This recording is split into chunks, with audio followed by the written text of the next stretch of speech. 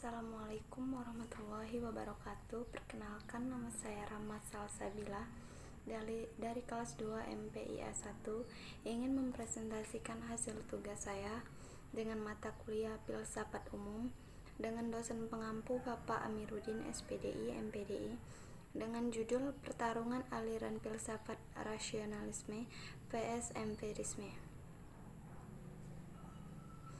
Rasionalisme secara etimologis. Menurut Bagus, rasionalisme berasal dari kata bahasa Inggris rationalis, dan menurut Edward, kata ini berakar dari bahasa Latin ratio yang berarti akal. Lassey menambahkan bahwa berdasarkan akar katanya, rasionalisme adalah sebuah pandangan yang berpegang bahwa akal merupakan sumber bagi pengetahuan dan pembenaran. Kaum rasionalisme mulai dengan sebuah pernyataan aksioma dasar yang dipakai membangun sistem pemikirannya, diturunkan dari ide yang menurut anggapannya adalah jelas, tegas, dan pasti dalam pikiran manusia. Pikiran manusia mempunyai kemampuan untuk mengetahui ide tersebut, namun manusia tidak menciptakannya, tetapi mempelajari lewat pengalaman. Ide tersebut kiranya sudah ada di sana sebagai bagian dari kenyataan dasar dan pikiran manusia. Pada abad ke-17, terdapat beberapa tokoh kenamaan rasionalis, seperti Plato sebagai pelopornya, yang disebut juga sebagai rasionalisme atau platonisme, Rene Descartes, yang juga dinyatakan sebagai bapak filsafat modern. Semboyannya yang terkenal adalah Cogito ergo sum, atau saya berpikir jadi saya ada. Tokoh-tokoh lainnya adalah J.J. Rousseau 1712 sampai 1778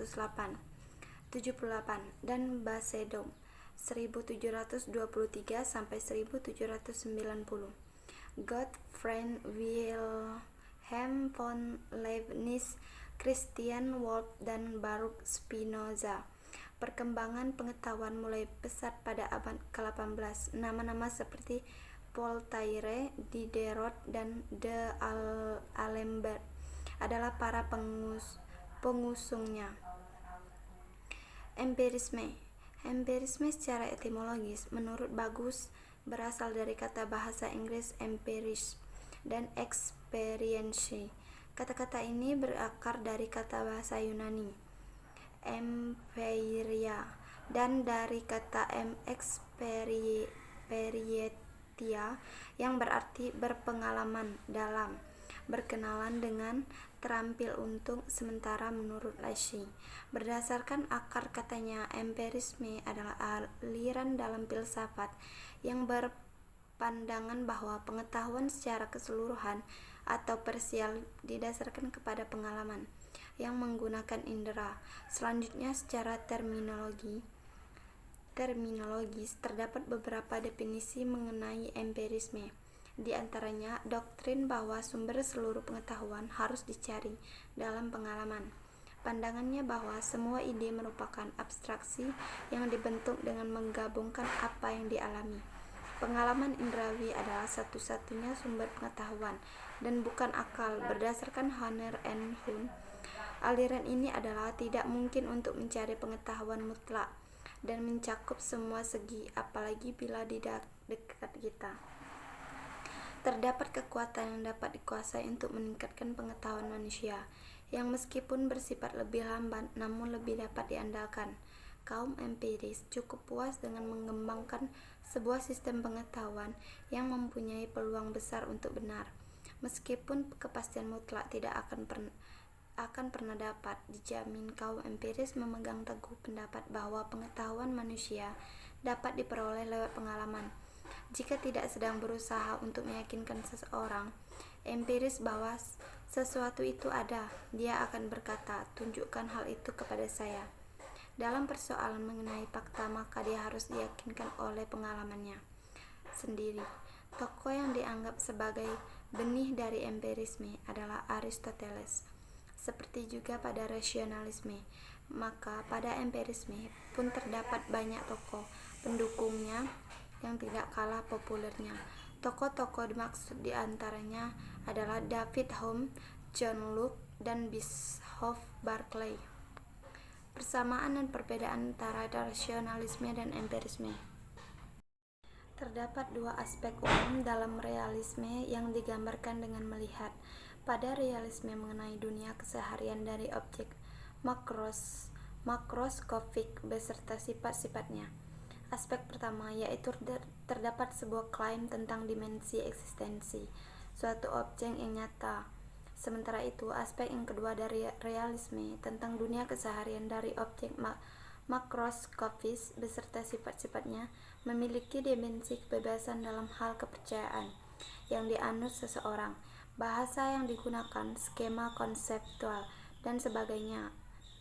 Menurut Hume 1999, di dalam aliran empiris terdapat 3 prinsip pertautan ide. Pertama, prinsip kemiripan, yaitu mencari kemiripan antara apa yang ada di benak kita dengan kenyataan di luar. Kedua, prinsip kedekatan, misalnya apabila kita memikirkan sebuah rumah, maka berdasarkan prinsip kedekatan kita juga berpikir tentang adanya jendela, pintu, atap, dan perabot sesuai dengan gambaran rumah yang kita dapatkan lewat pengalaman indrawi sebelumnya.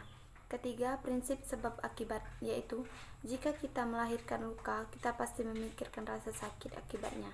Bagi Hume, matematika melalui dedukasi. Sedangkan pada aliran empirisme, pengetahuan bersumber pada pengalaman, terutama pada pengetahuan dalam pembuktiannya, melalui eksperimentasi, observasi, dan induksi.